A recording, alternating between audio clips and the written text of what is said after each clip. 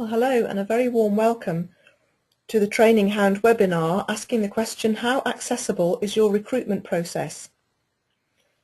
We all know, I hope, the business benefits of employing disabled people, but in order to attract them and enable them to access our jobs, obviously our recruitment process needs to be accessible.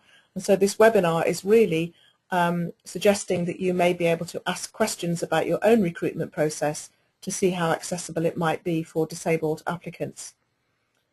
I'll just start by introducing myself, because I know that I always like to know who's talking to me in these webinars when I attend them. So that's me there in the middle, Jane Hatton. I've been an HR practitioner since 1990. I'm a fellow of the Chartered Institute of Personnel and Development. But probably more importantly than that, for the purpose of these webinars, is that I've been an employer in the public sector, the private sector and the third sector, and have over a number of years employed a number of disabled people. I also run a specialist job board for disabled candidates called Even Break, and prior to doing that I was a diversity trainer working up and down the United Kingdom, talking to employers about the benefits of employing a diverse workforce, including of course disabled candidates. And then in an ironic twist of fate I became disabled myself, and so the reason I'm lying down in the photograph isn't just because I'm lazy, it's also because I have a degenerative spinal condition, which means I'm unable to sit at a desk like most people, and I struggle to walk and stand also, so I tend to spend most of my life lying down with a laptop above me as in the picture.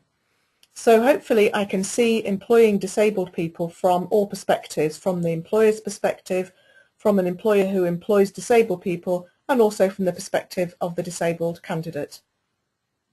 So that's enough about me. Let's go on to the webinar itself. And the aims of this particular webinar are to identify potential barriers for disabled candidates throughout the recruitment process.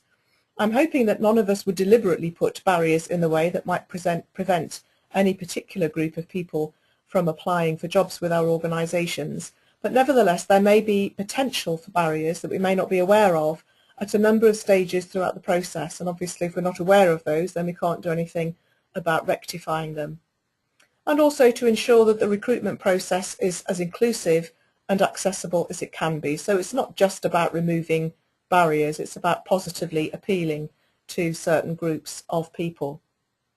And the programme that we're going to follow to cover those aims, we're going to look at the bigger picture and how this fits in, and then we're going to look at a number of different stages of the recruitment process and identify what barriers there might be and what we can do about those barriers in order to mitigate against them. And we're going to look at monitoring in terms of assessing our own performance in this area, and then action planning in terms of what you might want to do next. So first things first really, if we're trying to attract disabled candidates, and my hope is that we are trying to attract disabled candidates, and there's a number of reasons why we might want to do that.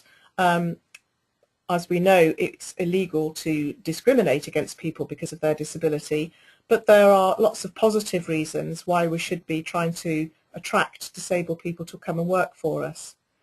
And they include things like all of the research that says that disabled employees are just as productive as their non-disabled colleagues on average.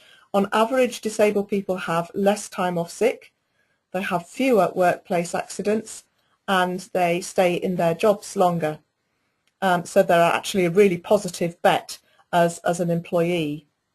In addition to that, they may well bring with them skills that they have had to develop over the years in order to navigate their way around a world that is not designed for disabled people. So qualities like patience, like tenacity, like determination, innovation, creativity, all of the kind of qualities that we would value in employees. And on top of that, looking from a purely commercial point of view, there are 11 million disabled people, give or take, in the UK, and between us we spend up to £80 billion a year. So any organisation that has inside intelligence into that market has really got, a way ahead of the competition. So there are lots of reasons why we would positively want to attract disabled candidates to our organisation and to make sure that the recruitment process is accessible and inclusive as it possibly can be. A very easy way of doing this, although it takes time, is for the organisation to have a reputation as a disabled friendly organisation. So if I'm going to look at your organisation as a disabled potential employee, can I see lots of disabled people within the organisation? Not just at the lower ends, at the lower status, lower paid jobs, but throughout the organisation, in your IT departments, in your marketing departments, in your management structure, on your board. So if I can look at your organisation and I can see that disabled people are happy to work there, disabled people talk to me about the fact that you're looking after them and that you're very keen on nurturing them and furthering their talent, then I'm going to be very keen to apply to work at your organisation. If that reputation is not well known, then I'm going to be a little bit wary. And the reason I'm going to be a little bit wary is because as a disabled person, I'm likely to have had a lot of experience of having applied for jobs, and the minute I mention I have a disability, or the minute that the organisation finds out I have a disability, the application process comes to a very abrupt end. So we have to work quite hard in order to attract this largely untapped pool of talent. So the first important thing that we should be working on all the time is gaining a reputation so that people know that we are disabled friendly, we look after disabled customers, and we look after disabled employees as well. We need to be aware of unconscious bias. This is where we will be triggered into making an impression of somebody which we may not even be aware of. And lots of research has been done that if somebody puts in a CV and they declare a disability on the CV, and an identical CV goes in without a disability being declared, then they're twice as likely to get an interview if they haven't declared their disability. So somewhere along the line there's prejudice there about disabled people. And so unconscious bias is what might be triggered in our minds, and it's odd how it happens. When we're looking at candidates generally, the question in our mind tends to be, can this person do this job? Because that's really what we're asking when we're recruiting. When we find out that a candidate is disabled, all of a sudden that question changes without us even realising it's happening to, what can't this person do? Well, if we looked at anybody, there are loads of things we can't do. If I was to write a CV of the things I can't do, it would read like War and Peace. I can't scuba dive, I can't speak Russian, I can't fly an aeroplane. But you wouldn't be concentrating on those things, you'd be concentrating on whether I could do the tasks needed to do the job in hand. And so we need to be aware of unconscious bias and how it can affect all of us. In terms of training, certainly everybody involved in the recruitment process needs to be trained in things like unconscious bias, but also in things like reasonable adjustments and disability awareness generally, but also not just the recruitment team, but the organisation itself, so that when you do recruit somebody who has a disability, or you have an existing employee who acquires a disability, then it isn't a big deal because all of the colleagues within the organisation are familiar with how this works, and they don't just ignore the disabled person because they're frightened of saying the wrong thing.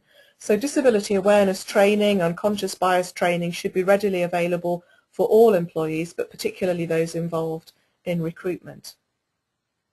We need, of course, to be very aware of the law and what the law says we can and can't do. And this has changed relatively recently. The Equality Act of 2010 replaced the Disability Discrimination Act of 1995, and it did add one or two things in as well. And one of the things that it added in was to do with when we can ask somebody about disability and health issues. And now we are unable to ask those questions until the job offer stage, unless it's for monitoring purposes and it's kept separate from the shortlisting process, or it's to enable the candidate to request reasonable adjustments to access the recruitment process itself, and we'll look at that a little bit later on. I think another little interesting issue just to mention at this point at the beginning is about resources, and we've talked about the business benefits of employing disabled people, so there is a lot for the organisation purely in commercial terms about employing disabled people regardless of the law or morals or ethics or doing the right thing or charity or anything like that.